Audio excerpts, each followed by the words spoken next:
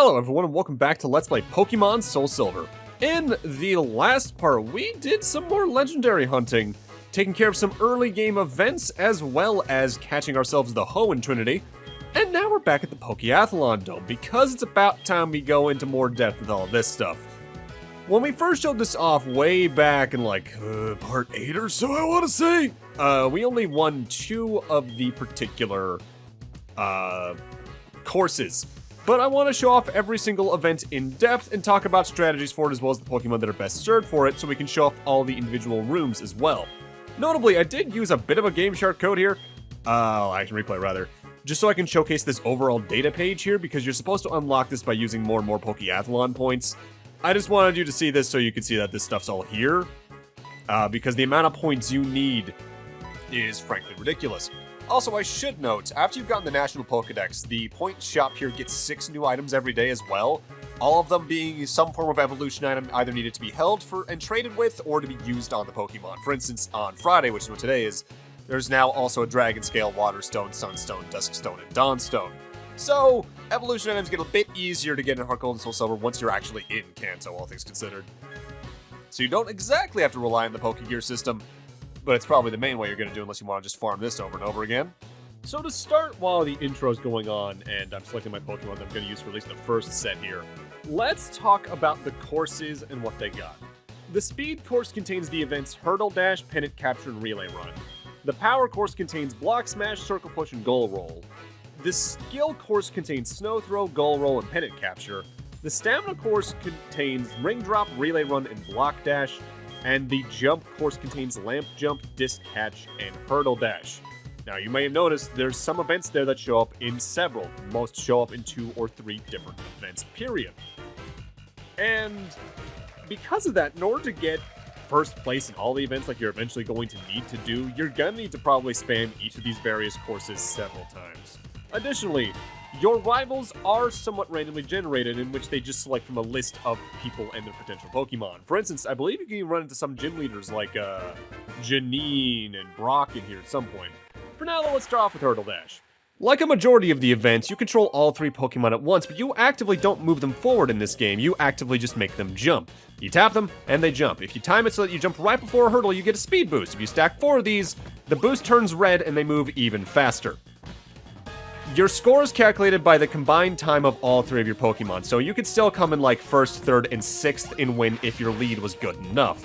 Though notably, if you want to get the record in this event, you need to breach 100 seconds. If you want to get the potential trophy, which I'll talk about those more down the line, you need to breach 90 seconds. Every event also has Pokemon that are actively the best for it, according to at least the old Prima Strategy Guide. For instance, here in Hurdle Dash, Golbat, Crobat, Jumpluff, Voltorb, Skarmory, and Aerodactyl are considered the best Pokemon for this. At the end of every event, your score that you make in the main event is tallied into athlete points in some way. For Hurdle Dash, it's 11,500 divided by your total time in seconds that determines your athlete points there on the top left. Next up, we have Ring Drop, which is basically a sumo event. Pokemon participate one at a time, and you can swap out either your own volition or if you fall off. Points in this are determined by how much you knock off opponents. Tackling into an opponent usually is about 1 point, jumping on a Pokemon's 2 points, but 10 points are awarded if you knock someone off this stage. You control this by flicking your stylus in a certain direction, basically you're just aiming the Pokemon. The harder you flick, the more powerful your tackle is, but your Pokemon's stats do actually play in line with this. The score from this is multiplied by 1.5 rounded down to obtain the athlete points. The best Pokemon according to the Prima Guide for this are Quagsire, Slowbro, Vileplume, Wobbuffet, Shuckle, and Ursaring. Most events aimed on a timer basis, thankfully. There's none that are just go as long as you can. And I should note, every single event does actively use the stats for something different. For instance, in Hurdle Dash, speed stat is your movement speed, jump is the length of how far you jump, and skill is how fast you accelerate. Whereas here in Ring Drop, speed is your movement speed, power is your tackle power, stamina is how easily knocked back you are by attacks, and jump is how fast that you can jump down and how far you'll knock enemies by landing down into them. You break a record for this by breaching 70 points, and if you break 100, you get the potential trophy. Next up, we got one of my least favorites. This is Snow Throw. It's a snowball throwing contest. You control all 3 Pokemon at once, but they're all locked to the bottom screen, not moving. You tap them for them to build up a snowball, then you flick the snowball in a direction to hopefully hit another Pokemon. You can tap more and more to make a larger snowball, and the more you hit an opponent, and this also increases with the size, the Pokemon's fatigue increases until it's eventually confused and just can't do anything for a short while. You can also build snowballs up to basically act as guards from getting hit. Every single hit gets you a point. To get the record in this event, you need to reach 30 points. To get the potential trophy, you need to reach 55. Your athlete points in this event are determined by multiplying your score by 3. The best Pokemon according to the old Prima guide for this are Raichu, Machamp, Meganium, Tangrowth, Poliwrath, and Tyranitar. As for what your stats do, power in here increases your ability to knock out opponents. Stamina is basically the inverse of that, how resistant you are to being knocked down. And skill is your accuracy and speed of throw. You can notably boost your stats, like I mentioned back when we first showed off the Pokéathalon, by using the Apper Juices to boost your stats either one at a time, and I think there's one that boosts them all a little bit. So you can actively use Pokemon that are worse at events to do well in them all the same. In fact, there's a bit of a mechanic into that we'll get into down the line. Bottom line, it takes grinding to get good at a lot of these events, but they all do use the touchscreen. Next up, we got Lamp Jump. Kinda pachinko-like this one. You pull down an angle of Pokemon to hit multiple lamps. Lamps start at 1 point, but for every consecutive lamp you hit, it gets an increase in points by 1 until it hits 5, in which case you just get multiple 5s in a row, as you can see there. Every 8 or so seconds, the lamps relight, and you just get more points to get. The main danger of this event is in your own Pokemon like that. If Pokemon hit each other, they're stunned for a second and cannot jump. Pokemon with higher jump stats can also just jump multiple times in a row with probably no real notice to it.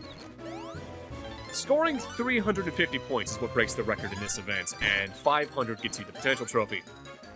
The score for this event is calculated by taking your endpoints and dividing that by about 3.5. The best Pokemon for this, according to that Prima strategy guide, are Scyther, Pikachu, Ledian, Blossom, Ambipom, and Politoed, the final evolution of the Poliwag line that takes the other trait evolution. As for your stats in this particular game, your jump stat determines how high your jump is, your power dictates how long your teammates will be unconscious if you knock into them, your stamina is your speed of recovery after a knockout, and your skill is the accuracy of your jump. It's honestly one of my favorites in the game. Helps that I had a Crobat natively on my team, so I didn't really have to worry about a lot here. Next up's another one from the speed and jump course, if memory serves. We're heading into Relay Run. It's track. You control one Pokemon at a time, and you flick them quickly to make them dash. The faster you flick, the faster they go. With that said, Pokemon do get tired here, and there are obstacles to either block you or slow you down. Now you might notice that giant yellow switch button in the top left. Your Pokemon essentially have an HP bar invisibly in this particular minigame that gets depleted by both running and dashing, but also getting knocked into opponents. With that said, you can also use that against your own opponents to knock into them and make them switch to potentially worse Pokemon. Scoring for this particular minigame is determined entirely by the amount of laps. 12 laps breaks the record, 16 gets the potential trophy. And the athlete point score for this is multiplied by 10 from your base score. So if you get like 12.2 laps, you get 122 points. According to the Prima guide, the 6 best Pokemon for this are Togepi, Oddish, Venonat, Electrode, Rapidash, and Dratini. And as for what your stats do, your speed's your movement speed, your skill is your acceleration, your power is your damage to opponents' HP gauges, and your stamina is your own running endurance and HP from opponent Pokemon knocking into you. This is one of the mini-games that's easily the hardest to do on emulator because playing the Pokéathalon on an actual DS with a stylus was very comfortable and responsive. Doing it with a mouse, not as much. I tried to make my actual art tablet work for this, but it just wouldn't for some reason. Outside of my actual art programs, for some reason, my tablet just doesn't work with a lot on this laptop, and I don't get why. This can be one of the harder mini-games just because if you're rushing too much, you might end up pressing the button over and over again, or just hitting the wrong spaces on the field because they place the rocks in deliberate places so you never have a straight path directly to the end of a lap. Which can be rough, but oh well. Next up, we're moving on to another one of my favorites, moving into Block Smash. Block Smash is once again a one Pokemon at a time minigame. You tap the blocks on the bottom of the screen to break them. Breaking blocks raises a Pokemon's own invisible fatigue thing once again, and you either can automatically switch them out just by tiring your Pokemon out, or switch out with better timing to just keep the flow going. You might notice every block has a couple of cracks on it. Tapping those in particular can break multiple blocks at once, and if you do that multiple times in a row, you get a blue into red aura like the Ape in the background has, which is their tension. The more tension Pokemon is, the faster that they can get through blocks, and they will no longer be generating fatigue. Score for this is determined directly by the amount of blocks you break. 80 blocks gets you the record, 130 gets you the potential trophy, and your athlete score is directly the amount of blocks you break. Best 6 Pokemon for this are Typhlosion, Steelix, Poliwrath, Nidoqueen, Muck, and Snorlax. Your skill is your efficiency at stamina, your power is your smashing blocks percentage basically, and your stamina is your fatigue gauge. Next up, we're moving on to Circle Push. This is another sumo-like minigame where you're moving your Pokemon around with the stylus. There's going to be multiple circles on the floor, and you just need to stand at them when the timer goes off. If you are, you get the amount of points listed in that circle. The further you get into this minigame, the smaller the circles get, but the more points they're worth. Pokemon once again have an invisible HP gauge that causes them to slow down. You can even see the Ursaring and the Delibird on the bottom get a little tired there from pushing. You can also have your fatigue reduced by being pushed off the platform, period. The smaller circles towards the end do get to be really worth it, but you have to really be enclosed in there because the hitboxes of the Pokemon here are a little weird. To get the record in this event, you need to get a score of 40, and to get the potential trophy, you need to get a score of 60. Your points are then multiplied by 3 to get your athlete point score. I should also note, you can break the record and get the potential trophy for an event without winning. There's even some cases where I've gotten the record and only gotten like 3rd place in some events. According to the Prima Strategy Guide, the best 6 Pokemon for this are Gyarados, Nidoking, Azumarill, Machamp, Donphan, and Dragonite. As for what your stats do here, speed is your movement speed, power is how strongly you can push Pokemon, and stamina is your endurance for being pushed. Be a little greedy in this minigame, but again, be careful, because as you can see, hitboxes can be a little iffy. Somehow that didn't count Dove as being in that circle, despite her mostly being in it. Keeping your eyes on multiple Pokemon at once in this can be troublesome, but it just takes some getting used to, essentially. Also, even though I get a new record in some of these games, that's not the record you need to beat, that's just my personal record, I think, in a lot of cases. There is a record in each you do need to beat to finish off the Pokéathalon stuff. Next up, we got probably my least favorite game, Disc Catch. Frisbees are thrown from the top, you jump to collect them. The further down the platform you are, the more they're worth. But opponent Pokemon will generally stay towards the top, I've noticed, so if you want to get a lot of points out of this, just hog the top yourself. Pokemon can be pushed off the edge, and this causes them to be stunned for a few seconds once again, but they always respawn in the same place no matter what, basically their starting position. 40 points gets you the first place record for this event, and 70 points gets you the potential trophy.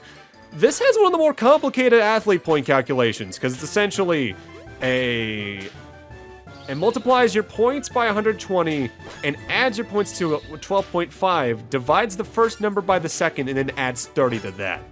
According to the Prima Guide, the best Pokemon for this are Fearow, Skarmory, Dodrio, Gyarados, Hitmonlee, and Dragonite. So Dragonite in general, pretty good for things that might be in the Power Course. And Speed Course and Jump Course in some cases. As for what your stats do in this particular game, your speed's movement speed, your jump is your height and duration of the jumps, and your power is your ability to push Pokemon around. Use it rightly. That one just doesn't feel right sometimes movement-wise because the hitboxes are just weird when it comes to the depth perception. Next up, we got Pennant Capture, my other least favorite event. You flick Pokemon to move, the higher their stats, and the harder you flick, the further they'll move. And you need to collect flags in the arena that spawn in, at first, seemingly random places, but their spawns are set and they try to sort of spawn in lines. You can collect up to 9 flags, but you then have to go back to the line you started at to turn them in and swap to your next Pokemon. You can also bump into an opponent Pokemon from behind to steal some flags that they have, but I don't recommend doing this because it just doesn't really feel like it works consistently enough to be a worthwhile strategy. It also stuns the Pokemon for a second, so they actively cannot move. Your score is direct to the amount of flags you collect. Getting 35 flags gets you the event record, 50 flags gets you the potential trophy, and the number of flags you collect is then multiplied by 3 for the athlete point score. By the way, I should know, with basically every event, the athlete point score roughly maxes out at 200. There's some like circle push that max at 193 because of just the amount of points you could get otherwise. According to the Prima Strategy Guide, the 6 best Pokemon for this are Ledian, Clefairy, Alakazam, Meowth, Jolteon, and Sneasel. And your stats in this: speed is your movement speed, skill is how easily you can turn, power is your ability to KO opponents, and stamina is your ability to withstand being knocked down. That one just doesn't feel like it controls too well as well. And next up, we got the final of the main 10 events. This is Goal Roll. You like soccer? How about playing it with 4 teams? Soccer balls are going to be dropped into the middle of the field, and you need to knock them into everyone else's goal to score on your own. But if you get an own goal or someone knocks into you, you lose points. The faster you dash into a ball, the further it can fly, eventually even knocking out Pokemon if you can. The more Pokemon runs, if they get hit by skill shots as well, they do get fatigued and can slow down if not completely stop for a moment. Try to have a goalie here, as it does actively help. In the last roughly 30 seconds or so, if memory serves, a second ball is added to the field to take care of. Additionally, there's a chance, especially it gets more likely down the line in the timer, that a gold ball can spawn, which is worth double the points of the normal goal. Play it offensively, but try to make sure you have some good defense going on as well, otherwise you're just going to lose any points you gain. 3 points gets you the record for this event, and 9 gets you the potential trophy, so this can be a pretty easy one in that regard. Your score is converted into athlete points as follows. You get 60 points regardless, you get 5 additional for every point scored, you get 10 points if you scored higher than one team, 20 if you scored higher than 2 teams, and if you scored higher than all 3 teams, you get 40 extra points. According to the Prima Strategy Guide, the best 6 Pokemon for this are Meganium, Raichu, Granbull, Hitmontop, Tangrowth, and Tyranitar. And your stats in this game: speed is your movement speed, skill is your dribbling ability and the endurance of your skill shots. Your power is the damage that your skill shots can do to opponent Pokemon and how quickly you can stop one. And stamina is your resistance to damage from skill shots and how quickly you can recover from being from fatigue and being hit. This can be, honestly, a very tricky minigame. I'd argue this is overall the hardest out of the 10. But that's all 10 events. So let's talk about the bonus points they assign at the final score tally. First off, the challenge bonus, which is the fighting spirit of your team. Essentially, the fewer stars your team has, the higher that bonus. It's calculated as 75 minus the total number of stars your team has when unaffected by Aprojuice. Then there's the no-miss bonus. The no-miss bonus requires a Pokemon on your team to have fulfilled the no-miss criterion in all 3 events in the course, earning you a 10-point bonus. In Hurdle Dash, that means you broke no hurdles. In Pennant Capture, that means you had no flags taken from you. In Relay Ram, that means you never fainted or became too tired. Block Smash, same thing. Circle Push, you were in a circle for all 6 rounds. Goal Roll, the Pokemon never got hit by balls and became fainted, and you never owned gold. Snow Throw, the Pokemon never fainted by having a snowball thrown at them. Ring Drop, the Pokemon was never knocked off the stage. Lamp Jump, the Pokemon didn't faint. And Disc Catch, you didn't fall off the stage. Leading Score bonus is a 20-point bonus given to the individual Pokemon that has the highest score. In the event of a tie, all are awarded. And then there's the Effort bonus, which is given to a Pokemon that did the most of a certain action, picked randomly from the Pokemon that dashed, jumped, hit, or failed the most. Again, in the event of a tie, all Pokemon get it. And now, since I've basically shown off every event, let's go into each of the individual rooms you can unlock by doing more and more in the Pokéathalon. Concerning the performance this time, Pokéathlete Kyle will be permitted to go to the Trust Room. That's the second room downstairs. You can enter this next room by clearing all 5 courses with a first place victory overall. And you can see this in this particular trophy case. The crowns mean I've scored over 400, and I believe if you get over 450, you get 2 crowns, which is technically the ultimate goal, but I'm not showcasing all of that information. This is the Trust Room. It's to show the mutual alliance between Pokemon and people. And in here, you get to see the medals for every individual species you've conducted into the Pokéathalon.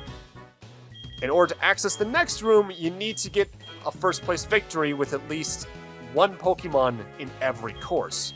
So even though I've had Mortis win several different Pokéathalons, because she didn't win all 5 as a Ghastly, Gengar, or Haunter at this point, we still need to go back and win more.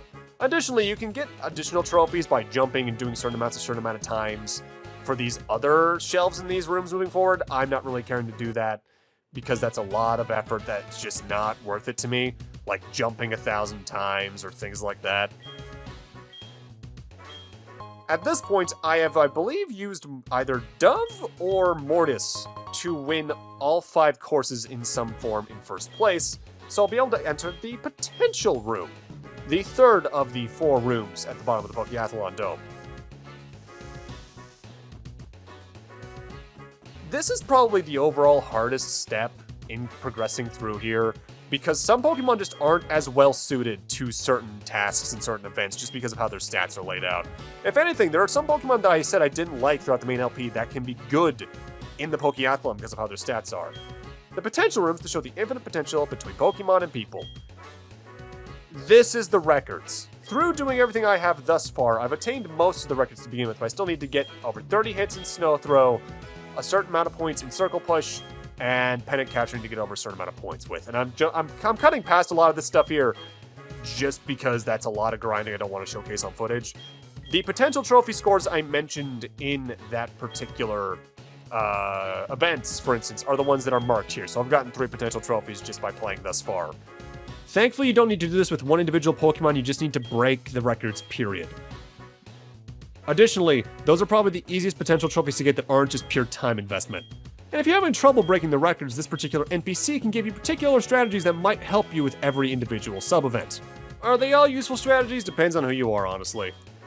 The additional shelving in here, by the way, you get a golden Pokegear for winning 100 Pokeathalons in first place, and you get a Pokeball model with the engraving Stay on Top for winning first place in every Pokeathalon event at least 50 times. But in order to access the final room, we do need all 10 of those records, so let's get them. Back in the Trust Room, by the way, the particular things you could get that were like little side statues. For dashing 5,000 times, you get golden running shoes. For joining the Pokeathalon 50 times period, you get a golden tracksuit. And for switching in events 200 times, you get a red flag.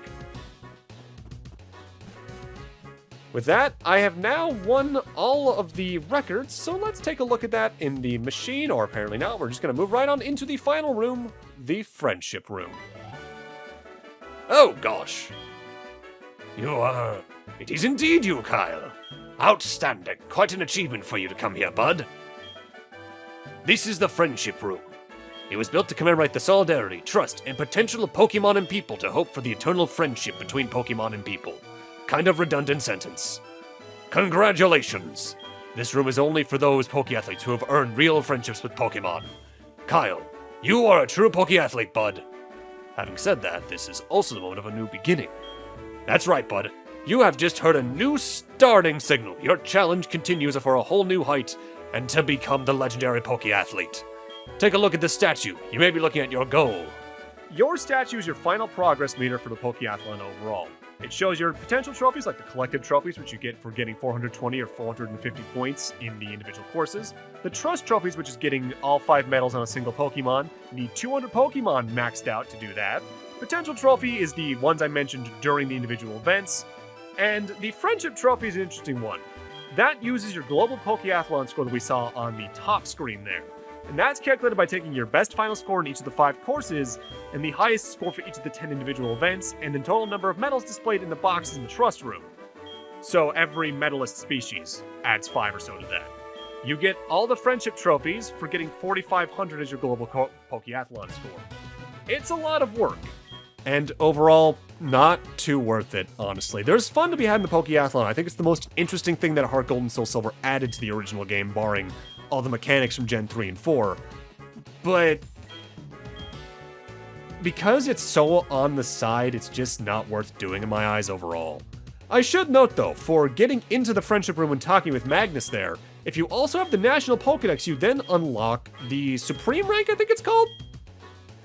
Which is the Pokeathlon events themselves, but with harder opponents, and for getting first place in any given course, you're awarded a bonus of 300 points rather than 100 on top of your athlete point score. So, using that while it is harder is better if you want to farm out like evolution items at the athlete point store and all that stuff. There's at least a lot of content here, and I can appreciate that, but for me, I'm not, say, getting 200 medalist Pokemon. The one can take enough time as it is. It's just not worth it, especially nowadays. If I had been doing this over the years on my original Heart Gold, Soul Silver carts, this could be fun. I don't see much point in it nowadays. The main reason I would come here overall is if you're going for evolution items, especially during the Johto half of the game.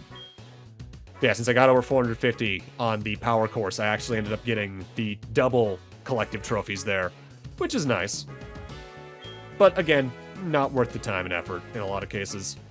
There is also notably the Link Pokéathalon, where you do 4 events instead of 3, and each course can give you 2 different medals, like speed and jump, jump and skill, skill and power, power and stamina, stamina and speed, and the master, which is entirely randomly laid out. And I think you get 500 bonus points for winning that, but you need multiplayer for that, and you're probably not going to be able to do that nowadays unless you know a lot of people. It's fun, but we got other things to worry about. For one thing, let's head over to Olivine City. The next topic is one that, if you don't have a strategy guide for, you're probably not going to know about this unless you find it on complete accident. I want to take Blaze in my first party slot, put him in the grass, and just keep talking to him. Eventually, your Pokemon might rotate twice. Oh? Blaze is holding some kind of strange shiny leaf. This is one of the most hidden mechanics in the game.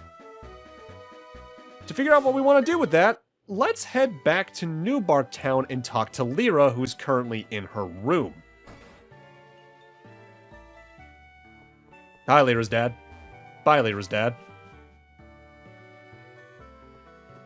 Hi, Lyra, been a bit. Hi, Kyle. How are your Pokemon?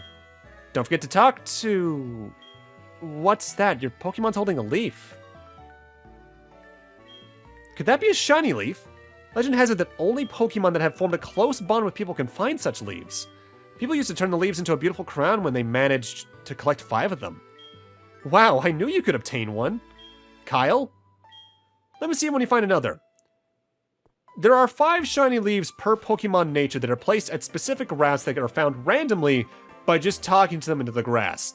Despite what Lyra says, you don't need a high friendship value with them, they just need to be in the grass and on the specific route matching their nature. For instance, since Blaze is a quirky nature Typhlosion, the 5 shiny leaves for his nature can be found on Route 44, Route 39, Route 26, Route 18, and Route 11.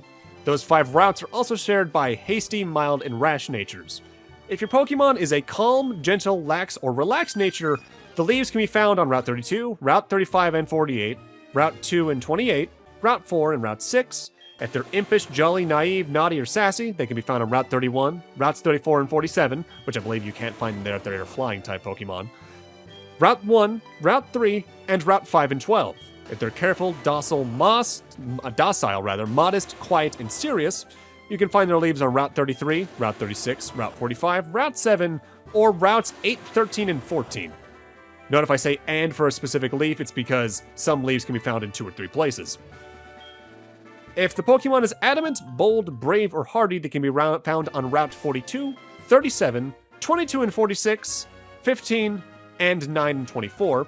And finally, if they're bashful, lonely, or timid in nature, they can be found on Route 43, Route 38, Route 27, Route 16, and then Routes 10 and 25.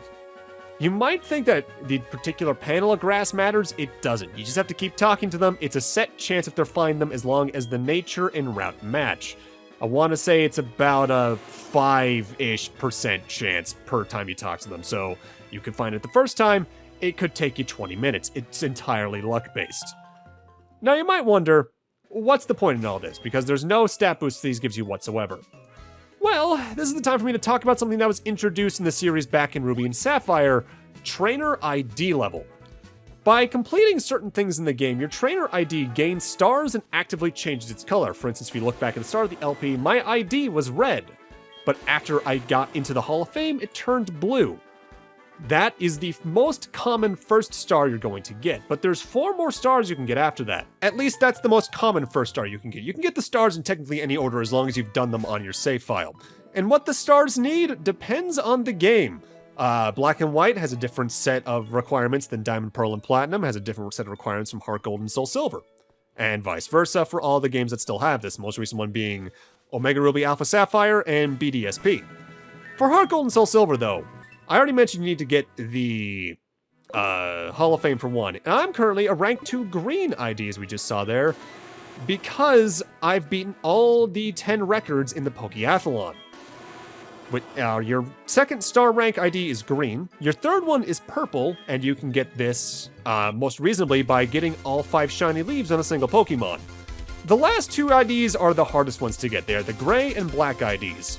The last 2 requirements you need for these, and you can do them in any order again, is completing the National Pokedex barring the obtaining of Mew, Celebi, Jirachi, Deoxys, Fion, Manaphy, Darkrai, Shaman, and Arceus, so about 484 out of the 493 Pokemon present in Gen 4. And then, finally, getting a 100 trainer victory streak in the Battle Tower and the Battle Frontier. So those last 2 are a grind, and frankly, just not worth me going after in this particular LP. They're there mostly for bragging rights. I think I've at most gotten a gray ID here in Heart Gold Soul Silver. I never dedicated myself enough to the Pokemon Battle Tower to just get 100 wins in a row. It's just not worth my time and effort. But it's there. Hi, Kyle. How's your Pokemon you're walking with? You can talk to him when you walk from time to time to nurture your friendship. Huh, you've already collected 5 shiny leaves. Let me turn them into a crown. And what's more, I'll give you this too. And you get a little certificate for getting the shiny crown on a particular Pokemon. You can get this multiple times as long as you just get it for different Pokemon. Finding together, walking together, forging a bond that cannot be broken, indeed. Cherish your friendship with your Pokemon for years to come. I'm really wondering, because they are sort of talking about potentially Gen 9 bringing back following Pokemon again finally, although I think it was in Brilliant Diamond, Shining Pearl as well. If they'll ever bring back Shining Leaves in some form, but I kind of doubt it overall. But with that, I'm going to need to end this off here. Thank you guys for watching, and in part 43, I believe we're going to be heading back to doing some side events before moving on to our next topic. See you guys then.